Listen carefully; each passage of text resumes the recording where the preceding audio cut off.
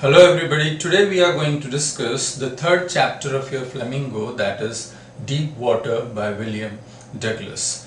In this chapter, William Douglas is talking about his own experiences in his life, two misadventures that he faced. So actually two times he had misadventures in water, and those misadventures set such a deep impression upon his mind that it was very difficult for him to overcome those negative impressions, or that the fear that those two misadventures caused. So first it was when he was a very small child, 2 or 3 years old, and second when he was 10 or 11 years old. So he was so much horrified by those accidents that he actually it was deeply set in his mind and heart. So let's see how actually he has begun the story, and how he tells us that the journey, or say how he overcame that fear of water and became an inspiration for others, telling us that any fear can be overcome. So let's begin the story. So it begins as when he was 10 or 11 years old, he had decided to learn to swim. Now there was a pool, YMCA pool. The full form is Young Men's Christian Association. Though it's not important, it's never asked in your exam. But okay, I'm telling you that this is what it is. So there was a river, Yakima River, but that river was quite treacherous. Treacherous means deceptive.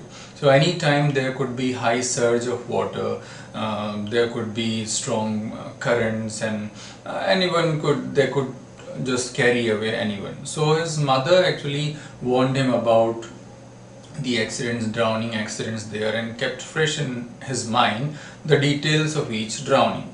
But okay, so he was not going to Yakima River, he was going to the pool, and the pool was safer because it was 2 or 3 feet deep at the shallow end and 9 feet at the deep end. So and the drop was gradual. So it was okay, means there was no problem at all. He could go and swim and learn swimming there. So we have a question here, and it has been asked in your exam. The question is that how was the YMCA pool safer, or what reasons compelled or caused William Douglas to decide in favor of YMCA pool. So it has been asked in your exam, though a very simple one that you can easily answer. So finally what he did, he bought a pair of water wings and decided to learn to swim. Okay, or he went to the pool actually.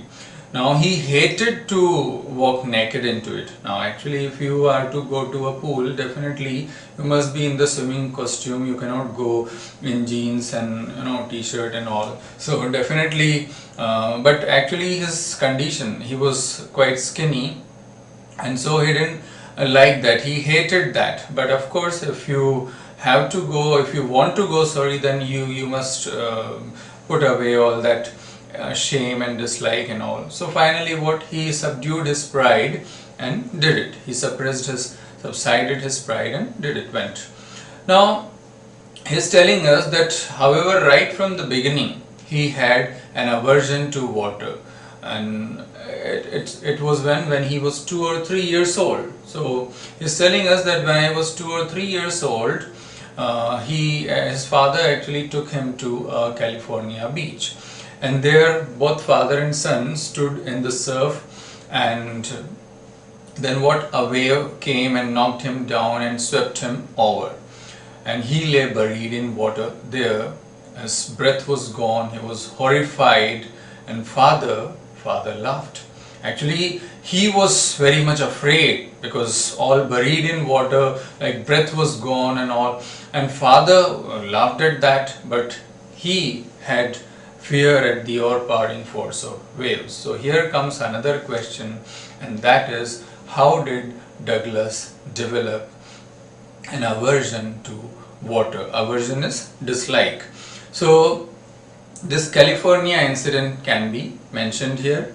Now the poet actually it was in the flashback, and now we started with the time when he was 10 or 11 years old. So he's telling us that his introduction to the YMCA pool revived all those things, the unpleasant memories, the childish fears. But okay, in a little while he got courage, and he just what started to learn by aping the others. Now aping means copying, so he just saw what the others were doing, and similarly he also started doing that. And then what happened, he's saying that what when he was like beginning to be at ease in water, like coming to normalcy or gaining normalcy, a normal state of mind, and then what, the misadventure happened. And what was that misadventure? That is quite interesting and important as well.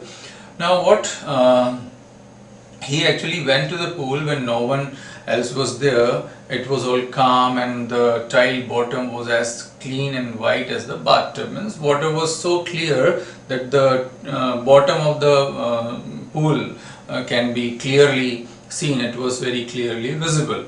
So what now? He was timid. Timid means bit like bit afraid, hesitant. He didn't have the courage actually to go alone into the pool. So what, of course, then who would save him? So he waited at the side of the pool for the others, so that okay, if anybody would come, then he would go into the pool. Now he had not been there for long. What happened? A big bruiser of a boy, probably 18 years old, he came, and what, not just he had actually rippling muscles, like quite wavy muscles like mine. And then what, he came and he said, "Hi Skinny, how would you like to be dubbed?" And not just that, with these words, what he did, he just took him and just threw him into the water. Now before he could understand anything, he just landed into the pool. Now, but though he was afraid, he was frightened, but not yet frightened out of wits. And so when he was going down to the bottom of the pool, he planned that when my feet would touch the bottom, I would make a jump. I would make a big jump and come to the surface, paddle, lie flat on the water and paddle to the edge of the pool. So he decided like that, but actually those 9 feet appeared like 90. Now here we have another question, that what misadventure did happen to Douglas at the YMCA pool? I'm repeating, what misadventure did happen to Douglas at the YMCA pool? So this bully incident, this bruiser incident, hooligan type person who was there, so that is what we need to mention in this. Now what actually, he had decided that he would come up quite quickly, because as per his planning, but actually planning is quite easy. The problem is in execution. So those 9 feet appeared more like 90 when he was going down to the bottom, and his lungs were ready to burst because of the pressure and all. And what he had imagined, what he would bob to the surface, like pop up, just come up very quickly like a cork. But there was no such popping up or bobbing up. It was very slow. It was very slow. He opened his eyes. There was nothing but water. Water with a dirty yellow tinge to it, shade, tinge. And what he tried to actually, he grew panicky. He was very much afraid. He tried to catch a rope, but how? There was no rope actually. Only water was there, and he yelled, means he shouted. And then what? His eyes came out of water. His nose came out of water, and not yet his mouth. So he is trying to tell us that the process was that slow. He had thought that he would come up at once, but see how slow was the process, that nose and eyes were out of water, but the mouth was still under water. And now what, he flail means that, struggling, and just people call out for help. So he was struggling, flailed. He struggled on the surface of water, swallowed and choked. Swallowed water, tried to just empty the means tried to just drink out all the water, but how could he? Just joking here. Now what he swallowed and choked, and he tried to pull his legs up, but they hung like dead weights, paralyzed and rigid, as if some dead weight was pulling them under. So it was just like what, that as if they were not in his control, as if he couldn't do anything, he couldn't pull them up, and so. And what here, then he screamed and shrieked, but it was no use actually. Only water heard him, no sound came out of water. And then he started his journey back to the bottom of the pool. Now here he compares his journey to back to the bottom of the pool with nightmarish fight. He says that when he went down, actually he struck at water, and it was like a nightmarish fight. Now why this comparison with nightmarish fight? The reason is he was quite helpless. Just as in a nightmare you are totally helpless, similarly when he was going down he felt quite helpless. There was dizziness, that means he was feeling giddy or head spinning off, heart was pounding, and all such kind of feelings were there. A stark terror actually seized his mind that took total control over him, and he found himself totally in a helpless state. Actually his state was like only the pounding his heart, the throbbing in his heart and the pounding in his head was telling him that he was alive. Otherwise he couldn't feel himself as alive. It was such a state, he was in such a condition. And moreover, he when he opened his eyes, there was nothing but water, that yellow water, and he tried to catch at ropes and water wings and ladder, but there was nothing, only water. And finally he tried to call for help, even call for mother, but nothing happened. There was nobody. And then he came up, and then he again, third time he went down. So he has described like thrice this happened to him, 3 times actually he went up and down. And finally what, all effort ceased, he felt relaxed, and his legs were limp even, and a blackness swept over his mind. Now it was all calm and quiet. He felt like floating in water. Then he felt some arms like that of tender arms, like that of mothers, and then finally he crossed to oblivion, that is, got totally unconscious. And what next he remembered now, as he got totally unconscious. So then he remembers nothing, and then he's saying next he remembered was he was lying on the side of the pool vomiting. And first he tried to just drink all or got all the water, so now that his tummy was full of water, so now he was vomiting there. And the fellow who actually, the bully type person, boy that who had threw him into the pool, was saying, but I was just fooling. And another fellow who was standing there said, see, the kid nearly died, means you were fooling and he could have died. So let's take him to the locker room. So finally he was taken to the locker room, and several hours later when he went back home, so what did he see actually? How he felt, that he was weak and trembling. He shook and cried when he went to the bed, and he couldn't eat that night. Perhaps even then he would be trembling or so. So for days that haunting fear was there in his mind, and slightest exertion, means if he would try to do something, that slightest exertion would make his knees wobbly, means there would be a wobbly feeling in his legs and knees, and there would be a sickening sensation in his stomach. means vomiting sensation in his stomach. So what? He never went back to the pool. The impact, he never went back to the pool. He avoided water. He quit swimming. So all this happened. But however, and whatever you try to do, but actually it's difficult to control your heart.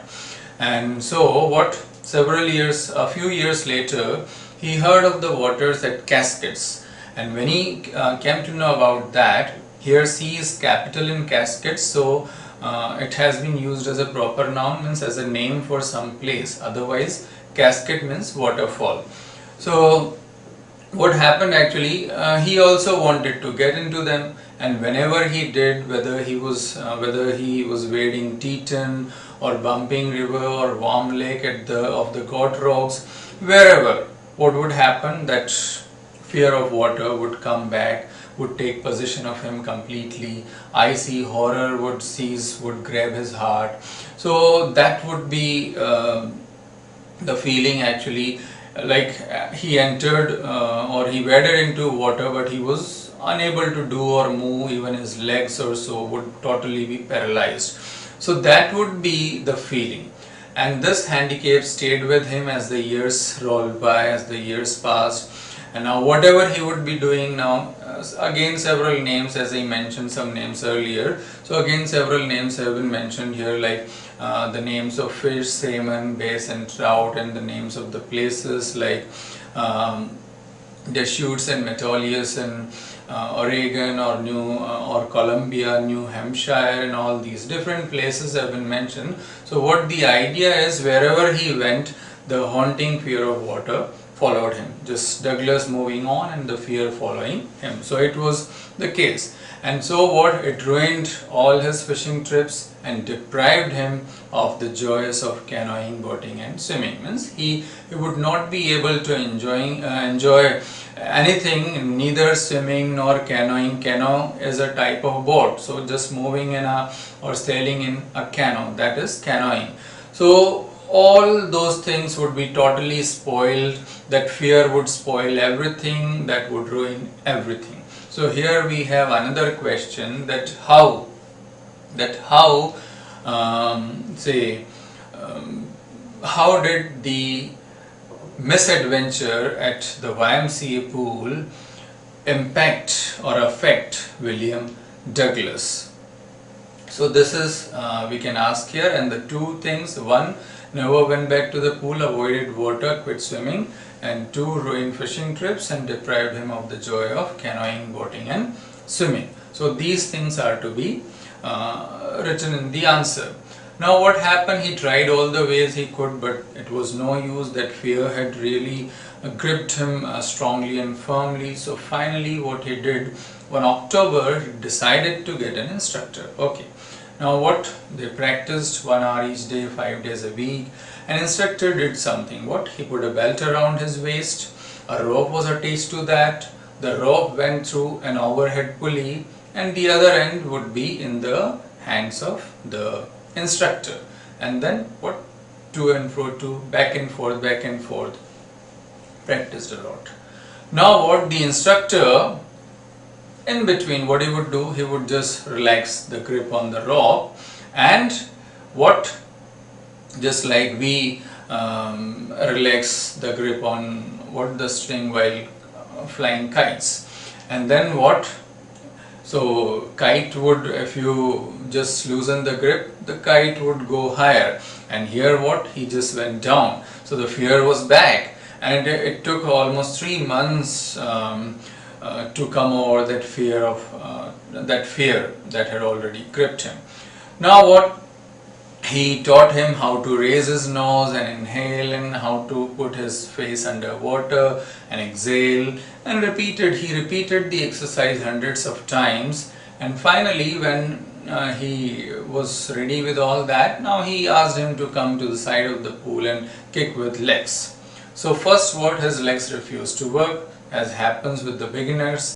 Like when you move your hands, your legs don't move, and when you move your legs or kick with your legs, your hands don't move. So that was the problem with him. But later he could command them as well. Now what? When he had perfected each piece. He put them all in an integrated, he put each piece or everything in an integrated whole, and finally what, in April he said, now dive off, crawl stroke, dive off at the edge of the pool, crawl stroke.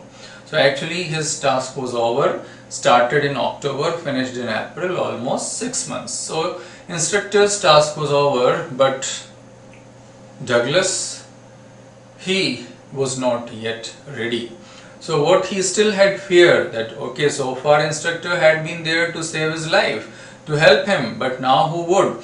What would happen if the fear would be back when alone in the pool? So what he thought of testing and trying, and he swam the length of the pool up and down, and yes, tiny vestiges of the old terror returned. But now what? He could frown and say, hey, trying to scare me,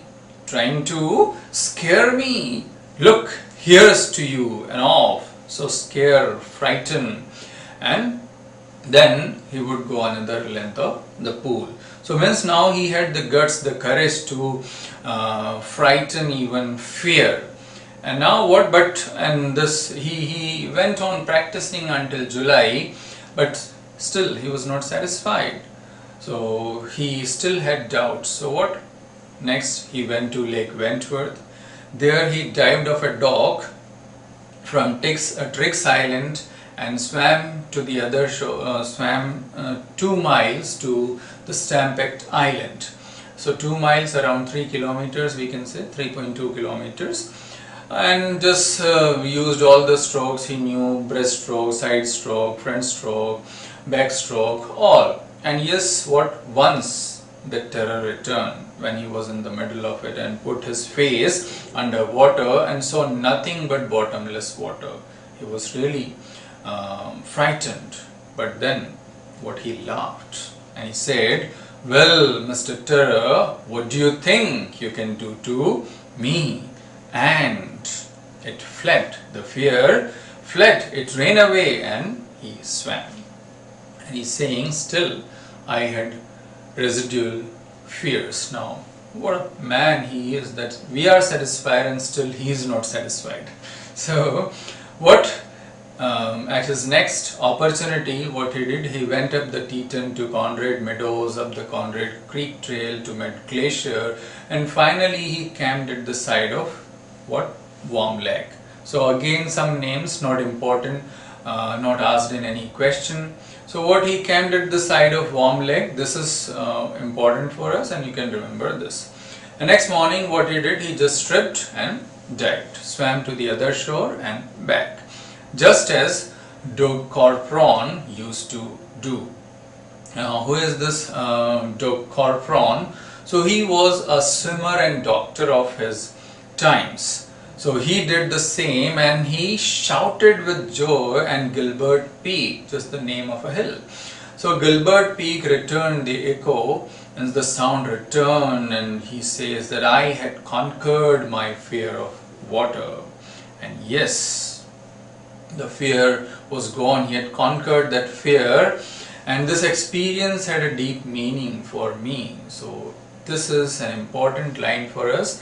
Which experience and why did it have a deep meaning to Douglas? So the experience of trying and testing himself at different places is what he is talking of here. And why did it have a deep meaning? It had a deep meaning because what, that he it gave him a lesson for life, that any fear can be overcome if you have firm determination, if you have firm will to overcome that, then you can surmount any fear. So this lesson he had got in his life, so that's why this experience had a deep meaning for him. And he's saying only those can understand who have faced it in this way and overcome it. He says there is no fear in death, fear is in fear itself, as Roosevelt knew when he said, all we have to fear is fear itself. So this is what Roosevelt said, and this is also again very important and have been asked in your exams. So how all we have to fear is fear itself means what? We have to fear itself. There is like we don't have to fear anything. We have to, or we try to, we should try to overcome this element of fear, which is nothing, just our own creation, making of our mind, and it does nothing, just cripples us and doesn't let us use our potential to the full. So what we need to do is to fear the fear. That means there should be no fear at all. So now the writer says, as I had faced both death and the fear that it produces, so the will to live somehow grew in intensity. And now what? I can brush aside my fear, I can walk the trails, climb the peaks, brush aside my fear, do anything. So he had overcome the fear, so he could do now anything. So here some 3 questions are given after this story, this chapter. So these 3 are very good questions, and you should definitely try these questions. Can be important ones, good ones for your exam. So I hope the chapter, the story is very much clear to you. I'll come up with the remaining ones as well. So stay tuned, keep watching. Till then, thank you very much.